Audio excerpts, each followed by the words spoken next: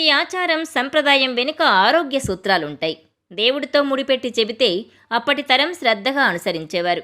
అయితే నేటి తరం కూడా ఫాలో అవుతుందే కానీ వాటి వెనుకున్న ఆంతర్యాన్ని తెలుసుకోలేకపోతోంది. నదిలో నాణేలు ఎందుకు వేస్తారో తెలుసా? ఇంతకీ నదుల్లో కాయిన్స్ వేయడం వెనుక కారణమేంటి? What this south first devotional.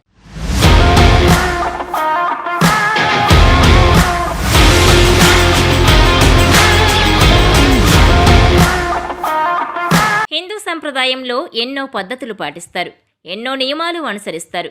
అందులో ప్రతి నియమం వెనుక, ప్రతి పద్ధతి వెనుక శాస్త్రీయ కోణం ఉంటుంది. పూర్వకాలంలో శాస్త్రీయ కోణం గురించి చెబితే చాలామందికి అర్థమయ్యే పరిస్థితి లేకపోవడంతో దేవుడి పేరు చెప్పి ఆ పద్ధతులు పాటించేలా చేస్తున్నారు. అప్పటివారు తమ తర్వాతి తరం వారు కూడా అవే అనుసరించేలా సూచిస్తూ వచ్చారు. కానీ కొన్ని విషయాల్లో మాత్రం పాటించాలనే చాదస్తం తప్ప వాటి వెనకున్న ఆంతర్యాన్ని గుర్తించటం లేదు.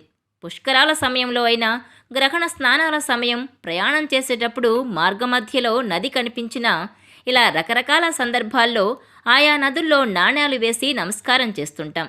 చిన్న పెద్ద అందరూ చిల్లర పైసలు వేసి నమస్కరిస్తారు. కానీ ఎందుకలా చేస్తామనే కారణం చాలామందికి తెలియదు. చాలామంది ఏదైనా పుణ్యక్షేత్రానికి వెళ్ళినప్పుడు అక్కడ స్నానం చేసేందుకు కోనేరు, నది, సరస్సుల్లోకి వెళ్తుంటారు.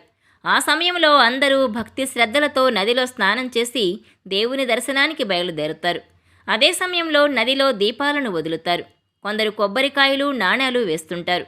అయితే నదుల్లో వేయాల్సింది ఇప్పుడు చలామణిలో ఉన్న నాణేలు కాదు, రాగి నాణేలు వేయాలి. ఇప్పుడున్న రూపాయి, 2 రూపాయలు, 5 రూపాయల నాణేలు ఇనుముతో తయారు చేసినవి. కానీ అప్పట్లో నాణేలన్నీ కేవలం రాగితోనే తయారు చేసేవారు. వాటిని ప్రవహించే నదిలో వేయడం వల్ల నీరు స్వచ్ఛంగా మారుతుంది. అందుకే ప్రతి ఒక్కరూ విధిగా ఆ పని చేసేవారు. రాగి పాత్రలకు, రాగి నాణేలకు నీటిని శుభ్రం చేసే గుణం ఉంటుంది. ఇది శాస్త్రీయంగా కూడా నిరూపితమైంది. అందుకే రాగి నాణేలు వేయడం వల్ల నదిలోని నీరు శుభ్రంగా మారుతుందని, దానివల్ల తాగునీటిలో ఎలాంటి కలుషితాలు ఉన్నా తొలగిపోతాయని అలా చేసేవారు. పైగా అప్పట్లో అంతా నదుల్లో నీటిని నేరుగా తాగేవారు. ఇప్పట్లా ఫిల్టర్లు లేవు.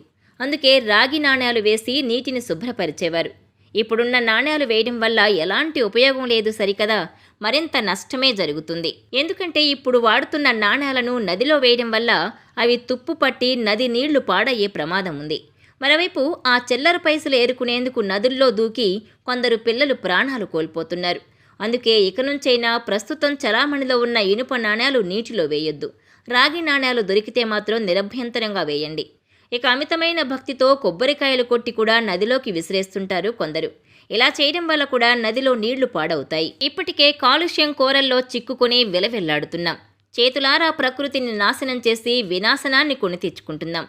మన పూర్వీకులు పాటించిన సంప్రదాయాల వెనుక ఆరోగ్య రహస్యాలున్నాయి. కానీ వాళ్లను అనుసరించామన్న పేరుతో మరింత అనారోగ్యాన్ని కొని తెచ్చుకుంటున్నాం. ఇప్పటికైనా అప్రమత్తంగా వ్యవహరించండి. నాటి సంప్రదాయాలను అనుసరించడం మంచిదే అయినా ఎలా చేయాలి, ఎందుకు చేయాలి, వాటి వెనుకున్న ఆంతర్యం ఏంటన్నది తెలుసుకోండి.